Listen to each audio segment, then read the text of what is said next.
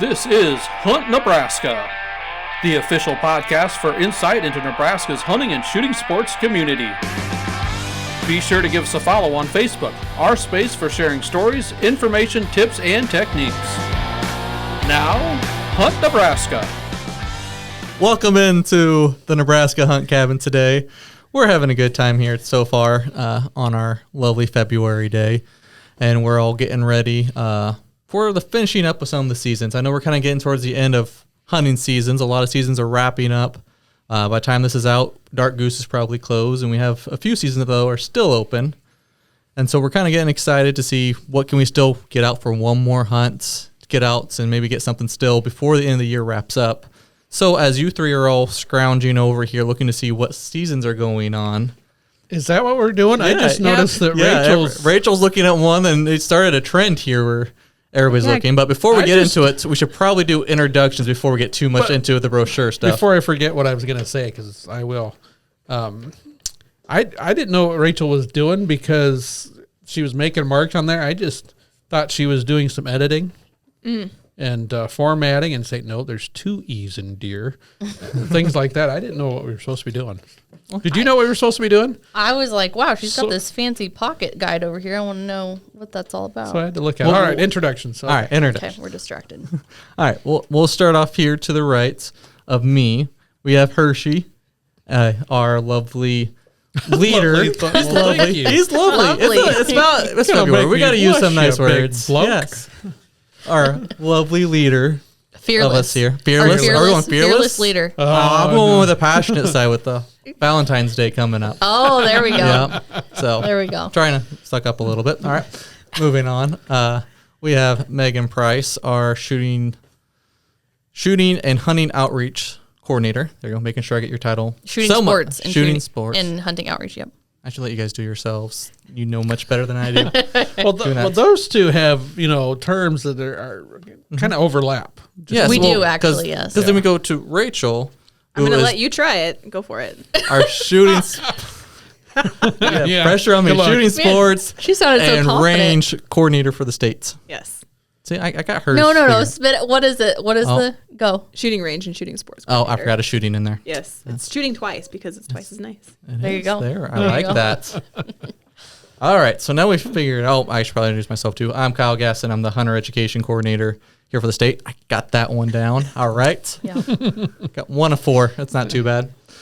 Anyways, as I was mentioning, we're talking about what's still left to hunt this season, what seasons are still open, which got into the whole divvy up of handing out all our lovely brochures. So what is that brochure you guys are all digging into there? So this that I have in my hand is the 2024 to 2025 pocket schedule for Nebraska hunting seasons. Cool little fold out right here. Yeah, there's looks like 5 little pages, four fold outs there. So you're right, light goose is and dark goose. The regular seasons are closing February 9th for either statewide light goose or the Niobrara and Platte River sections for dark goose. But then we have the light goose conservation order season opening up on February 10th. Very good. And the white fronted goose looks like statewide till February 9th. Yep. So that'll be probably closing up pretty soon. And then outside of waterfowl, there should be a few seasons still open. Oh no, and we also have crow. I've never hunted crow, but that's open January 11th through March 13th. You haven't hunted crow? I've heard it's really fun, but I've not gone. It can be. I always think of rabbits when I think of the month of February. Yep. Cottontail and jackrabbit west of US Highway 81. That's what I'm trying to spit out. So those close February 28th. The end of the month. Mm-hmm. And then otherwise we got some fur bearers. So river otter trap only closes February 28th. Hunt and trap for bobcat closes same day, as well as there's a long list here. So you might just say various fur bearers. But very true. Raccoon, possum, long-tailed weasel, mink, red fox, gray fox, badger. Hunt and trap closed February 28th. That's right. And then you also got your muskrat and beaver closing the end of March. So. Oh, yeah. Missed that one. Yeah. My pocket guide's It's fun for me small. sitting on this side of it of like, I know a little bit of a background in law enforcement, so eventually I learned some of these. Of course, they always seem subject to change year to year. So make sure always double check them. And that's why we hand out these lovely little pocket guides. Yeah, But- this one's kind of wrapping up then is what you're saying. Yes. So that leads me to my next question. And maybe I already know the answer for Megan now. With these last few seasons that are still open, what would you guys want to still get out and go after yet this year? Or this season, I should say. And I'm pointing at Megan first since she was talking about crows. Oh, yeah. Well, maybe I need to go crow hunting. No, I'm going to do some trapping, I think, this coming weekend. Like, a weekend or two in the Nice. future from now. I don't know what date it is now. Yeah. Middle of February. Sometime in February. Something in Before the February. end of February. Yes. I'm going to go do some trapping, I think. Yeah. Any idea what? So I don't know why, but I just like the idea of beavers and trapping beavers, and Oh, my their pelts goodness. are so unique. I think They are. So I might just go see if I can get some set up and head out to my grandparents. They live along the Republican River, so we'll see if we can find any That's beaver. once you figure that out, you might have to train me Okay. on that because I know beavers are one of those things people always enjoy because they're a unique critter. They're tricky sometimes to trap. I mean, we're coming up, I believe, into their mating season here, and some different castor mounds and things like that play off of that. It can be pretty darn effective. Big critters, strong critters, which mean strong, big equipment that you have to use in response to that. But also, the one thing is, when you got beavers around, folks generally like them until they start eating. I shouldn't say eating, but bringing down trees. Some obviously for food, right underneath the bark is what they're eating. But at the same token, it's the water they back up and the trees that granddad planted that now are coming to a point and falling over and all that type of stuff. So it opens up some doors for other things, I think, if you know how to beaver trap. Absolutely. That was my big gateway when I get to a new area. I always offer to locals who are having issues for beaver. Go There do you that. go. Talk Have to you them done that about- before then? You've trapped beaver? Yep. There you go. Been successful? I have. Oh, okay. Got Now I know a who few to hit beaver. up Yeah. Yeah. for We tips. both Different do. tips. Yeah. We both All do. right. Okay, Rachel, what's your thought of all those different species of what you might want to go after? Well, I think nothing quite strikes my fancy on this list currently. But I've got my weekends full. I'm going to archery tournaments this time of year. I'm taking my bow out every weekend. It's just not to hunt anything but paper. I guess that's probably fitting for a shooting sports coordinator. Shooting range, shooting sports coordinator. Going to a range and shooting. Yeah, Makes sense. I guess it kind of does. If you'll allow me to stay Alright. on the Hunt Nebraska podcast. I mean, Well, we hit on both here. Okay, We're the okay. community for both of that sides of the equation. So, do I get to go? Do I Yep, get to it's go? your turn. Do I get to go? No, we're just going to skip. All right, well- moving on. This is one of those things that it's kind of fun. Last couple of years, this is the time of the year. If hasn't been too cold for very long, this is where I like to get out and call some raccoons, which is a very Nebraska thing. At least I think a lot of the roots started here and expanded across the U.S. And folks, if you haven't done that, that can be a lot of excitement, and you can do it during the daytime on those nice warm days. If you'd like to be out during this time of the year, so do some of those raccoons starting to play off of their urge to find each other as well. That's kind of fun. I haven't crow hunted in a while. I've given that some thought because I've seen quite a few crows. They're a migratory bird, right, to some extent. And so we've got kind of split seasons and some federal protections there, and always kind of neat when it does work. If you got a caller that can bring them in, they can be lots of fun. Rabbit, if I knew some folks with a good beagle, or if there were more snow on the ground, that's where I'd probably put some thoughts. Wouldn't mind sneaking in, and I don't know if this will be edited in time or not for the February 9th ending of the dark goose season. I've gotten a taste of that, especially after this last weekend's goose camp out in western Nebraska for adults, but it hasn't completely been satisfied. Yeah, but there's a lot of waterfowlers that have been kind of echoing the same thing. It's been an odd year for duck and goose chasing. But at the same token, we'll see, because February 9th, if my math is correct, is a Sunday this year. And actually, February 9th has been the ending date for that dark goose season for quite a while now because we have the maximum number of allowable days for chasing geese here in the state of Nebraska, especially those dark geese or Canada geese. And so sometimes it doesn't always end on a nice, at the end of the week or on the weekend. Right. So we'll see how that all plays out. Very good. What about you? You don't want to go into snow goose? Snow geese are unique, and I'm not really geared up for it by any means. And I don't have a full white suit. I'm told that at some point we can't keep digging into our retirement fund for buying hunting stuff. And so it would be a little bit tougher to get out there because I don't know that jump shooting them quite is my thing. There's some folks that love doing that and make sure you take advantage of that if we get the right migration through. I've seen a lot of snow geese as we were coming back this last weekend after goose camp out west. We got into a spot right around that last hour before sunset, I guess. Just flocks and flocks of geese, and finally just like, those are snow geese. And for the next probably 5-6 miles, it was nothing but snow geese looking for fields to land in. So I don't know that some of that is bounce back or migration back north. I think some of those had kind of spent their time this year in Nebraska. They didn't have to go as far, but got to be a few of them that are starting that northward journey, and it'll only increase in February. Nope, that's probably what I'll be looking into if I snow get geese. A free one. Yeah, get out there and do snow geese. There you go. You can pop out the plug for this conservation order season and take a few more extra shots, which helps because apparently my average isn't as high as I want it to be right now.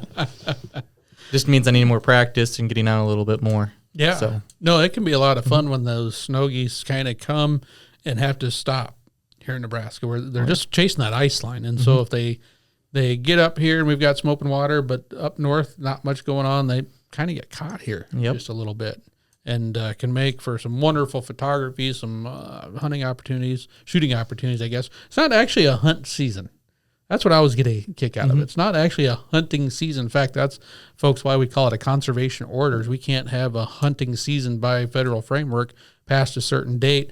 However, in response to the huge flocks that were, some cause from concern several years ago, a couple decades ago almost, now, we started a conservation order to help try to alleviate some of the pressure on the nesting grounds where they were bumping into other birds and causing other issues with different species that shared that same kind of almost tundra-like nesting area. So, but a lot of excitement if you get into them. Oh, yeah. Get a big group coming down and just listen to them all calling at you as you just slowly let the first few land before you jump up, and some fun times there. All right. Well, outside of hunting, there's another type of, or I guess outside of the seasons for hunting, there's another type of hunting we might be talking about here. And hopefully if you are watching here on YouTube, you can kind of take a look at our table. We kind of got overflown here with what we're going after. But first question. I see some jerky over here. Is that what we're talking about? That it's up there for whoever wants it. Morning has a little spice at the end of it. So I think everybody brought some water or something to drink. So as long as I don't eat the end of it. Yep, just the middles. Okay. All right. Yep. Perfect. All right. But break into that. Yeah. It's brand new bags. We're going to have to rip it open. Oh, man. Sweet heat is what it says. Sweet folks. hot. Oh, sweet hot here. Sweet. Okay. And sweet. Okay. Yeah, right. I wrote it a couple spots because the first one wasn't very legible. Got to give my penmanship a little break. So one of the tips, can I give a tip for labeling venison? Sure. Apparently, I didn't do a very good job. I feel like right now it's coming under pressure. No, you did an excellent job. Is one thing that I've learned, and I actually have to give credit to my brother's best high school buddy, is when you're packaging your venison or your game, don't put the date on it. Oh, okay. Because some of that will last, especially things like jerky and things in a freezer, will last a good long time. And do you want some of your own? I'll always eat jerky. Yeah, I heard some techniques given about color coding. Well, and some people will think, oh, you got this in 2024. Oh, this is old. Oh, it might have been in January. It might have been December. So just don't necessarily put the date on it. Change colors of your Sharpie when you write it on the packaging on the outside. Blue might be this year, black next. That way it just says like this, sweet hot or jerky or ground or something along those lines. And then I'm not saying it's going to last forever, but some people just see a date and like, oh, that was last month. I don't want that type thing. And just like, no, it's good. That type of stuff. Huh. Yeah. But you didn't have a date on there that I could see. guess I don't run into that issue. Usually if I get that year, it's usually within that, before the next season starts, I'm down to usually my last package. So if I even have any left by then. Well, just wait when you have 2 or 3 deer hunters in the That's true. in the family, and all of a sudden your venison freezer not only has to get bigger because of all the deer harvested, but now you've got a lot more venison to eat and take care of. But do you also know what a few kids, how much they eat themselves? Of this stuff a lot. So, no. Well, outside of our deer jerky we have on here, which apparently it was a little spicy for a couple are going to do drinks right away. Oh no, it's I'm just excited for some sweet tea, but it's all not. right, okay. It's not hardly spicy. I at laugh all. because all of a sudden I see everybody taking a few sips there. All right. We'll see. Nobody's crying yet, though. But the other type of hunting we're coming up with too is shed hunting. So have any of you guys been shed hunting? Only out into the garage this year. I was gonna say not this year yet, but All right. Who wants to tell them what a shed is? You may have an answer. The hunting Ooh. outreach coordinator. I the think. hunting Yeah. outreach Coordinator, coordinator. the one that's not taking a bite of jerky right now. Yeah, I'm trying not to like chew into my microphone. So shed, I mean, deer, elk shed their antlers generally in the winter to springtime, and it's kind of just, I mean, hunk of bone that they shed off. I think it's mostly calcium their antlers are composed of. So yeah, I guess I don't know what more to just say whatever. about them. Oh, number one, yeah. From a deer and elk, typically here in Nebraska, that's what you're going to see is the deer and elk go through a phase after they're all done with breeding season. And now the antlers are at a point where they're done fighting for breeding purposes, so they don't have a need for the antlers, so they let them drop off to help conserve some energy and to allow them to start the regrowth process in a few months to start getting into the new set of antlers for the next year that grow a little bit bigger the following year. Isn't that just weird? I mean, you think about it, the two different strategies. We have horns and we've got antlers. And Horns, we have keep going. pronghorn. Yeah, Pronghorn doesn't have the true which horn. we'll get to. We'll get to. Totally different. But yeah, those are. But that horn just grows and grows, continues, never falls off, that type of thing. Antlers, yeah, it's kind of like trees. We have deciduous antlers; they fall off annually. Just odd that they don't just keep growing, rather than falling off and have to completely regrow. But like you said, they're bones, so horns kind of got a bone core, but it's also got the covering on top of it. And yeah, you can find mule deer, white-tailed deer, elk antlers here in the state of Nebraska. No moose, generally speaking. But They pronghorn, shed theirs too. Moose Yep. shed their paddles. all part of the deer family. Yep. Pronghorn, like you said, kind of a different. Yeah, it is. It's not a true horn because they do actually shed that sheath that they have. That's kind of the outer part that you would see on those pronghorns. So they shed those sheaths and then those get regrown, as far as I understand. Horns, the covering on, cows, bison, some of those critters we think of having horns, more like the is it keratin that you have on your fingernails? Kind of that material. Pronghorns, it's more compressed hair. Yeah. It's a little different. I've often wondered, because I never have. Have you guys ever found a pronghorn sheath that's fallen off? I have I'm not. not. A pronghorn, because I've often thought about it. We've all been west in Nebraska, Wyoming, Colorado, and seen pronghorns out there in the summertime, and just like, I don't see white bone sticking up there or anything like that. Well, when they shed it, they're already growing the next, so it's kind of covered. But talking to some of our biologists, including Matt and Shelley Steffel out there, they say, yeah, we do, but we don't pick them up because it's decomposing hair now. And they say they kind of smell funny. gross. Yeah. Yeah. And they fall apart pretty quickly is what happens. You can find them, but they just like, no, we're not keeping them. Well, and I know people do Euro mounts of their antelope, and they will, in the process, remove those sheaths, do the skull, and they'll put them back on. So I think they have to remove them so they don't decompose like that. Yeah. Yeah. I've got some that I've got to figure out because the bottom ends are getting fuzzy. So I don't know how I'm going to have to seal them or do something different. Folks, if you know what I'm supposed to be doing that I haven't done to those sheaths on the pronghorn, let me know, because pretty cool Euro mounts those guys make. And it's kind of neat taking them on and off and showing what's underneath. But it is. But that's not what gets folks excited. Oh, no. Well, before I know we talk about going out shed hunting, but I want to talk a little bit of my game warden background and the legality of it, because you kind of need to pay a little attention, because not all states allow it. So I'm assuming, based on this table, that it's allowed in Nebraska. yes, that is right. Nebraska, it is I allowed. hope so. If not, well, we have to talk about this afterwards, Aaron. But no, we want to talk legality because you want to make sure Nebraska, yes, it's legal to go pick up any sheds that you find. You find an animal that's we call a deadhead, an animal that died from what you believe is natural causes. That one can be, but you want to double check usually with your conservation officer for picking up, because you also kind of want to know what happens to that animal, because if there's any animals that have a shot mark in it, you can't possess anything from that animal unless you have a legal permit for it. So just a little expo on that. And with a deadhead, that's any part more than just the antler. It might have part of the skull cap. It might have the whole skull. Yep. Okay. So just some information there on those. Gamma could have been from natural causes, or it could have also been from a disease, or maybe bad shot placement, or a hunter couldn't retrieve down the deer they did shoot. And so if it has that shot mark in it, then unless you have the legal permit and you're the one that pulled that shot, then can't possess. So just a heads up on that. But there are some other states that have some interesting rules. I was kind of looking at some other states. Yeah. So I looked at a couple, and I'm going off of hopefully the screenmatters.com on shed hunting legality. That's what I found. Well, if you found it on the interweb, it's probably true. But our neighboring states, Colorado, has a rule here where anywhere west of I-25 from January 1 through April 30th, it's illegal to shed hunt. But it's legal the rest of the year. That's so prime just the shed hunting season, though. Yep. It kind of is, isn't it?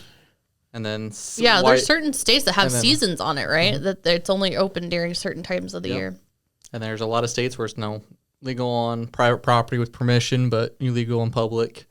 And then I know Wyoming was another one that all lands west of the Continental Divide, all public lands west of the Continental Divide, it's illegal.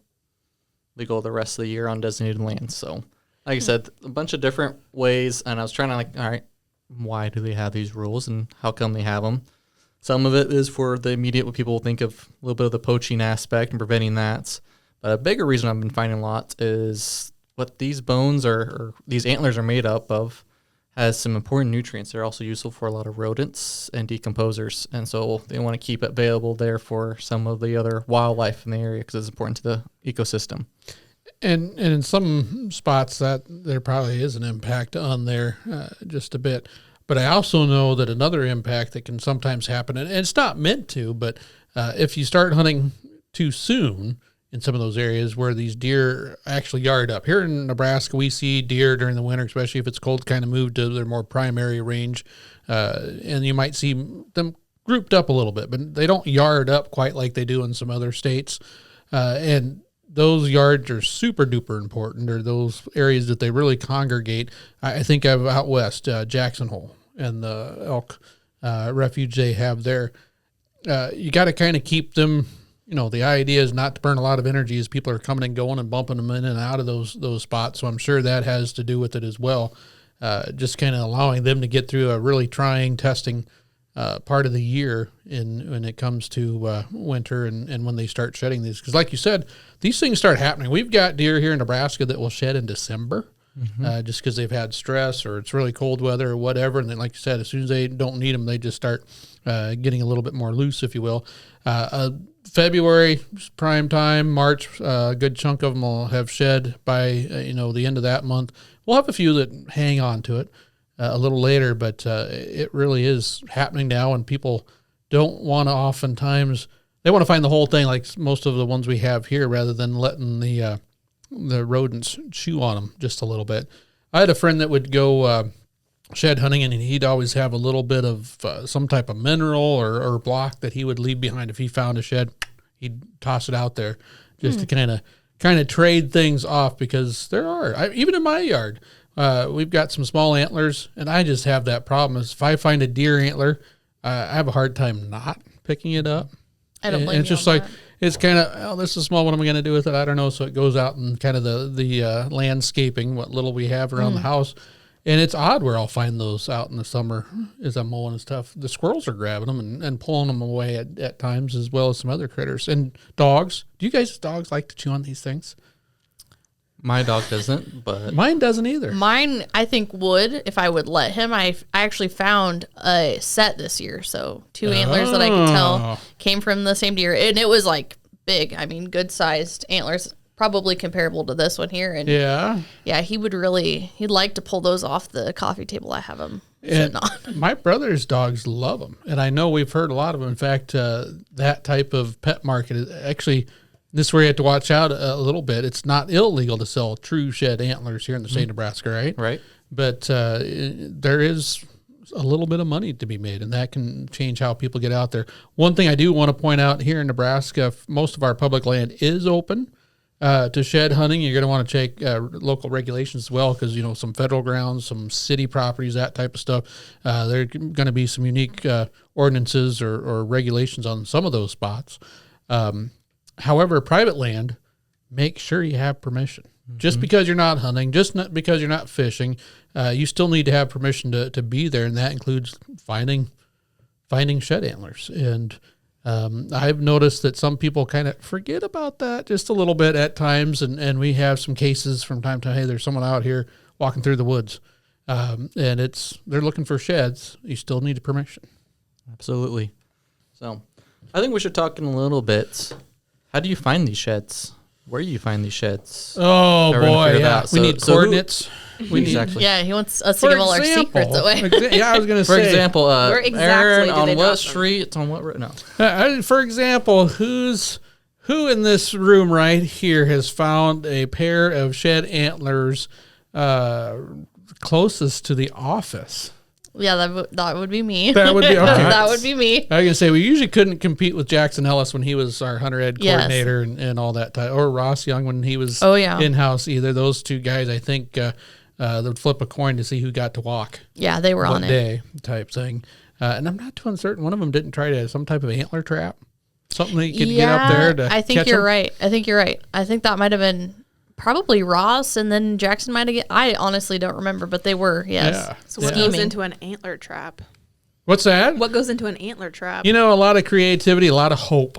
Okay. Built with a lot of hope. But the idea, folks, I've seen some different ones. I don't know what we had near the Hunt Nebraska cabin here, but the idea is there's something that attracts them up there to, you know, what oftentimes food related, Yep. maybe a little bit of water, what have you, but something that they got to bump into while they're getting at that attractant. Whether it's, you know, a panel fence or some hog wire wrapped around or something along those, just anything to help, you know, bump those already loose antlers enough times where it might fall off. I've heard of some people having some luck with certain ones, but oftentimes I hear of folks a little bit more shocked that does like some of the attractants they put out there as well. And there are not many antler does out there. So, as well as sometimes raccoons and squirrels and all that type of stuff. That's what I know of, unless you guys know of some others. Yeah, I was going to say, I've seen, and I'm not sure that this is quite as ethical, but I've seen where they'll put bait underneath some sort of like mesh fencing of some sort, with the idea being that they'll go to grab that, have to put their head into that mesh, and then it pulls that antler off there. And I know there's some discussion about, is that really ethical, you know, pulling those antlers before they're maybe ready to pop off. So I have never tried it, but Yeah, I don't know. We'd have to talk to one of our biologists and see, because like you said, they're pretty well useless right now. Now, if they Right. really get caught there, and all of a sudden, I will say that one of my spots I like to look at and might still be there in another state and another job in life was a hill that had a lot of crown vetch in it. Now, there were some road departments that were using crown vetch, the non-native version of vetch, in road ditches after projects, because when you get up close to it, it is hard to walk in. It's just like, oh, this is great. Keep erosion down when the rains come and the dirt after the project's all done. Oh, this is such great ground cover. It's miserable stuff. Species here in the Midwest don't like it. You get underneath it, and it is pretty thick and tight, but it doesn't have a lot of stems or nice root system. It's just nice and thick up at the surface. And I knew, though, the deer didn't like it, but they had to walk through it, and there'd be trails, really beaten trails down so they could get through it. And if at any point they stuck their head down, that vetch was just a little bit more likely to catch it and grab it and hold on to it. And my wife and I did find some shed antlers oftentimes in those trails going through that vetch. Similar idea, other than it was already on the landscape. Yep. And that type of stuff. So, yeah. But other than that, it's kind of, they are fun to find. They really are. Yeah. And, unlike during our hunting season where you can only have, harvest up to $2, you can only have 2 permits that allow the harvest of an antler deer, you can find all sorts of antlers. There's no maximum here in Nebraska, right? Yeah, you can. Right? Many shed antlers you want to find. Yeah. As to how many you come across, that's what you're limited to. Yeah, and they might all, 6 of them might be all on the right side of the deer's head. Great. That's 6 different deer. It's also kind of fun to see, all right, this represents a deer that survived through fall and winter and all that type of stuff, and should, as we get into the easier days of life for a deer, should, barring any accidents, be there next fall. That's right. And like you said, maybe a little bigger. Exactly. Gets you dreaming just a little bit. That's one of the joys of the shed hunting is not just the, finding the antler itself there, but realizing what's still out on the landscape, what made it through that year from the hunting seasons and some of the early parts of the hard winter, and what's going to hopefully be there the next year that's going to be 1 year older and probably 1 year a little bit wiser on figuring out how you're going to get them too. But it gives you a little hope sometimes, folks, when you see there wasn't any deer in here, and then all of a sudden you're finding antlers out there. It also gives you a little excitement for the season to come. The other neat thing that I find is just kind of, it's kind of a surprise because when you're out there walking, looking for antlers, you're getting to know the hunting spot a little bit better. And that's always good. Woodsmanship is probably right up there in all terms as far as helping make you consistently successful, is that woodmanship and scouting. This really is a great way to do it after the season because we're not that far removed from what they were using in during the late season or muzzleloader season and whatnot. And so it's not a bad spot to start. Plus, you get to know some of these deer. There are folks, and I'm not one of them, unfortunately, but they find shed antlers off from the same deer sometimes year after year, and they can kind of piece them together and see the growth or the change in that deer's, life, I guess you could say. Yeah, and then when you get that harvest, you have, a whole train of antlers to compare to, which is kind of fun. Or even just the ones that you've seen on your game camera and then finding the sheds from them. If you can match them up to that, that's kind of fun. Oh, yeah. That is, like this one here, if you notice this one here, and I'm, for those that are listening to the audio only, you're not going to be able to see this up close. But this deer here has a weird kink.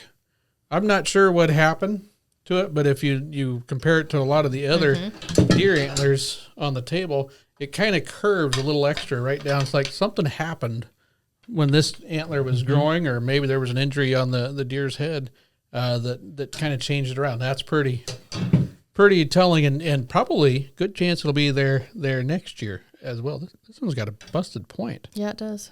Where'd this one come from? Why did you break my antler? It looks a little aged, though. It could have been It done does. after it was shed, which, brings up another point of accidentally finding them.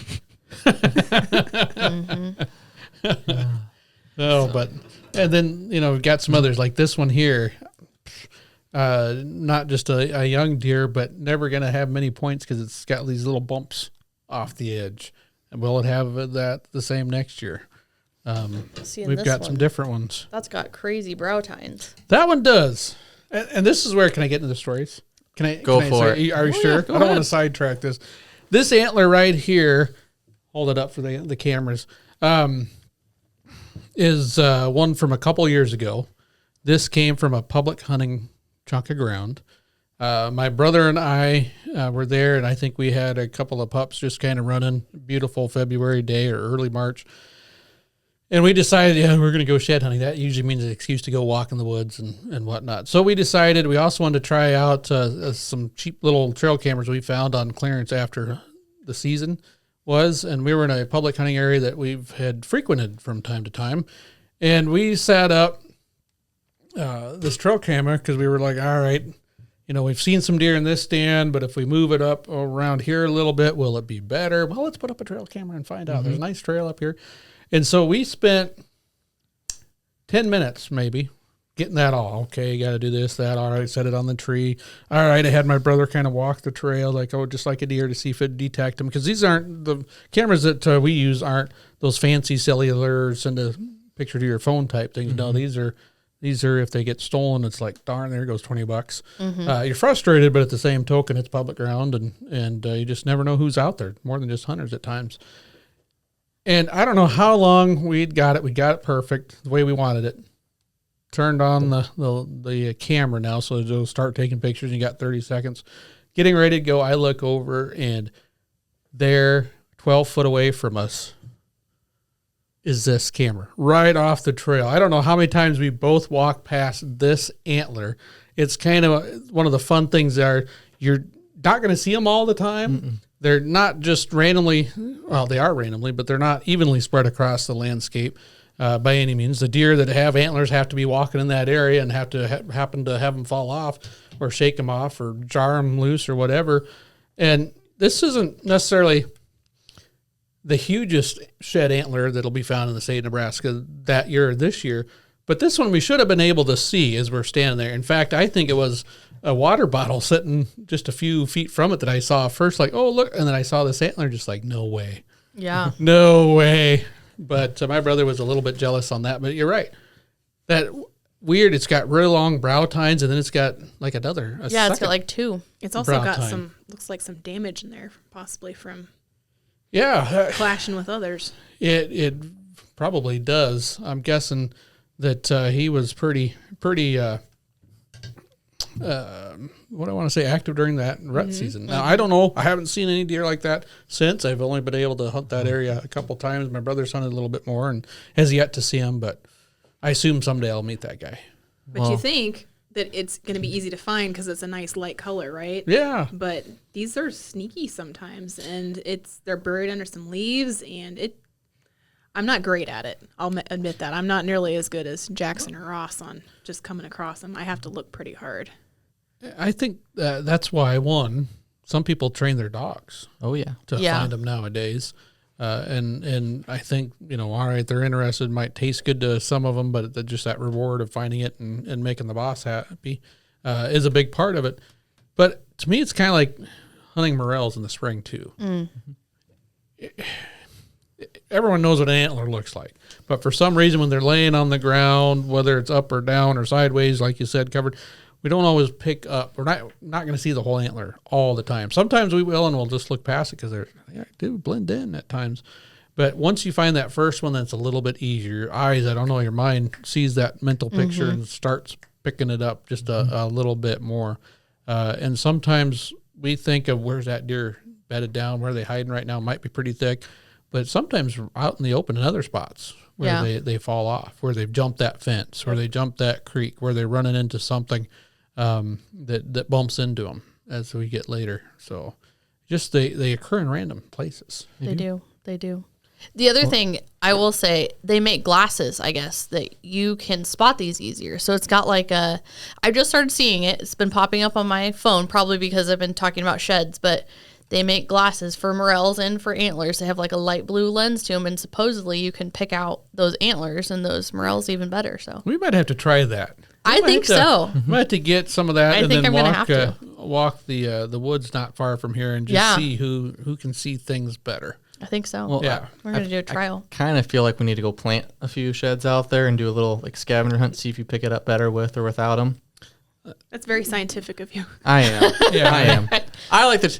I want a reward. If I'm going to wear them and actually do all this, I actually want to be able to say, hey, I did find something with them. Yeah. Knowing that there is actually something out there. That's one of those things, though. If you're willing to bring in your sheds, we'll hide them for you, Kyle. And there we go. See if you can find them all again. Yeah, I was going to say, I don't know that I would GPS donate my sheds to that. And no one else is allowed in or out of there during that time. There we go. Area closed for shed hunt testing. Yeah. Well, it is interesting because I will say, back to the trail camera thing, I have had more trail cameras stolen during shed antler season than I have during any other time, and that includes especially on public ground. And I think there's just more people out there for one, And two, because anyone can walk those areas. But I think some people are even more protective. Because, I don't want to give up my hunting spot, but if you see me carrying around, a set of antlers, you know that there's some deer that are out there that might be worth chasing this fall. And I do think that's it. But I also say that that was the year that I found out I had a camera so old that they didn't want to steal it. Oh, really? I came up to it, and my camera was sitting on the ground. And I think what they did is they were going to steal it, and then somebody came to their senses because it uses like D batteries or something like that. They got a different type of flash on it than what's cool nowadays. And so all they stole was the strap that was attaching it to the tree. They left me the camera, the batteries, and they took the card. I say they took the card, didn't they? They took the card as well. No evidence. Yeah. And it just kind of like they realized this is not worth stealing. Just set it back down on the trail for me. They felt bad, maybe like, oh, he really needs this camera if he's using this old of a. They took at least one or two others, so they weren't feeling too bad. Maybe their arms were full. Maybe. Just like, well, this isn't gonna leave the big heavy one behind. I was gonna say they didn't bring a bag with them for all the trail cams. Yeah, must not have. Very good. All right, so has everybody? So it sounds like everybody's been shed hunting. So has everybody been successful? Obviously, Aaron told his story here.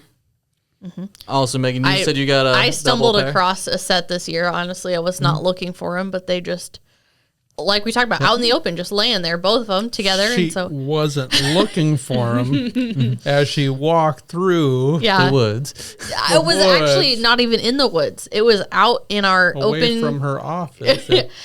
I was here on personal time. Okay, so it was family Christmas. It was family Christmas. We were doing family Christmas at the center because, naturally I bring my husband's family to the center for the Christmas time because I think it's really cool and the kids love seeing the animals. So then I was like, as many people do during family Christmases, I was like, I need 5 minutes by myself. So I was like, I'll take the dog and we'll go let him run around. And, I was walking through the field and he's just running around like a little maniac, and there they were just sitting there. So, yeah. So Henry didn't even find them. You found them. No, he did not find them. But then once I had them in my hand, then he was like, oh, she's got something really cool. I think I'll just take those. And I was like, nah, dude, these are not happening. So, Nice. Yeah. Rachel?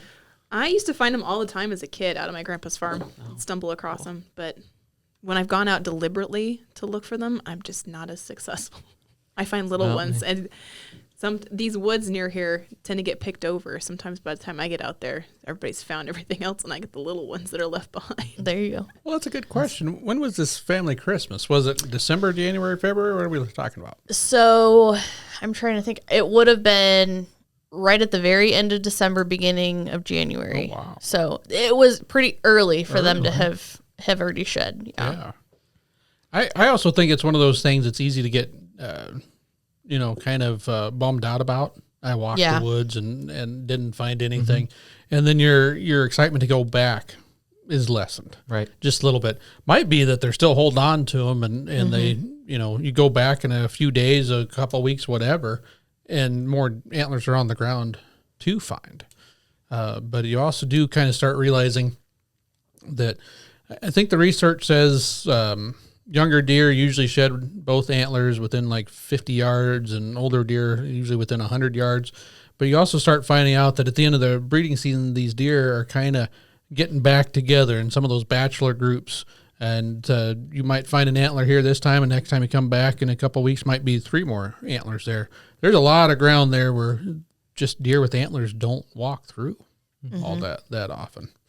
Finding those trails where they regularly are walking through, and finding those areas where they'll bump, rub, scratch, get a seem to go underneath this fence, so they go look by that fence there. Got a high fence. Yeah, you got to kind of think of it as a bonus for going out hiking in the woods instead of like the only reason that you're out there. It's like I'm going on a nice walk and I found a shed. Yeah, nice. Yep. See, for me, it's more like fishing. Like if I put myself out in the woods, then there's like a chance, right? Like if I cast my line, if I stop, then there's no chance of finding it, getting that fish. Just like, if I'm not out in the woods, there's no chance of getting that shed. Yeah. And obviously good point there. whenever I see one, it's just like, that makes sense why it's there. And then there's always, well, why isn't there one here and one there and one over there and all that? I've had dreams about it where I've found a lot of sheds and only wake up to realize, didn't happen. That's the worst. Didn't happen. What is the most sheds you guys have found in one walk? Two? One. What? What about this? I used to find them at Grandpa's all the time. I did, but I mean, I don't remember how many we'd find in a day. It's a Well, long time what ago. about you, Aaron? How many are you getting? Back to that old spot that they were through the Crown Vetch. I found 3 there. One first time I tried it. First time they weren't very big at all, and then that year I found a couple others not far from there. So I'd probably say 4, maybe 5. But that's really uncommon. I've got a lot feel like more we walks need that are just going. To start going out with Aaron. I don't Well, what I I know, found I'm is, waiting for him to show me on his phone real quick. Right here's the spot. Yeah. it's team effort, folks. So if you Exactly. recruit your youngins and your significant other to help, I get to count those as well, right? I mean, Yeah. that's kind of what I'm doing. Logan was pretty good at it. I've got some good pictures of him there. Our daughter Emma was really good at it. For whatever reason, just able to pick them out. pick that out. So She must have blue glasses on. She must. Yeah, maybe she had some tinted, Special sunglasses. tinted lenses. no, I was just don't gonna know. say Logan's got the blue eyes, so that I was trying to Represent. compare that to but Emma's got brown. So. But anyway, I don't know where that goes with anything other than blue glasses. Probably not a Probably not there. a correlation. It is amazing how close you can be. This one, if we had just turned around and walked a different way after we got camera and after being that close to it, somebody else might have found it, or it might have gone unfound completely. It's amazing how, like you said, it matches some of the branches down there. It matches the leaf cover right now in our woods, since we're not cold or we're too cold to have anything green out there. Everything's still kind of brown and stagnant right now. No snow on the ground to make them pop. And the danger of not seeing them is this has happened at least once out here, and I know that farmers have this happen, is you end up with it in a tire. Yeah. See, and yeah, that's one of the weird things that I've been told, that elk antlers out west, when they fall, they usually more often than not lay flat with the tips down in the ground. So if you run over them, they just push over. Now, I really want to find an elk shed. I have never found an elk shed. But whitetails seem to point up, and maybe that's why it's also a little harder, because you've got that nice curve there. That looks a little bit more obvious, a little bit sticking up a little bit more. Or if it's down, now it just looks like, like you said, some sticks coming out of the grass or off the ground and blend in a little bit more. I don't know, but whitetails, that's what I hear a lot of farmers saying. When they fall, they stink because all the tines are sticking up. Interesting. I wonder if there's some science behind that. I want to say this sounds like that's a study for somebody to go out Yeah. and try to do. I bet it's one of those things that, well, let's hear it. A cat always landing on its feet type after of thing. we find most of your shed antlers out back, and we complete that science, we'll take them out back and we'll start dropping them from different heights and see how they they land. fall. No, I expect you to get on all fours, start running around, and eventually they'll just bounce off your head, and then we'll see. All right, no, that one landed upright. The elk one went the other way. I'm betting it's a 50-50 thing, to be quite honest with you, for the most part. Because if they fall on a slope or they fall on something soft compared to something rocky or sandy, I assume that all has part of it. And when You just got to something remember that drags it, sometimes, it's just human nature. If something pops your big expensive tractor tire, you're going to know which way that antler was pointing. But you might have already driven past 2 or 3 of them that you didn't see, or you ran over and the tines were down and you didn't stop. So, no idea. yep. All right. Well, I think we are wrapping it up here today. So if you have any cool stories about how some shed antlers that you found, or you want to post some of the pictures of some of the shed antlers you found, make sure to comment below. Send us messages on our Hunt Nebraska Facebook page.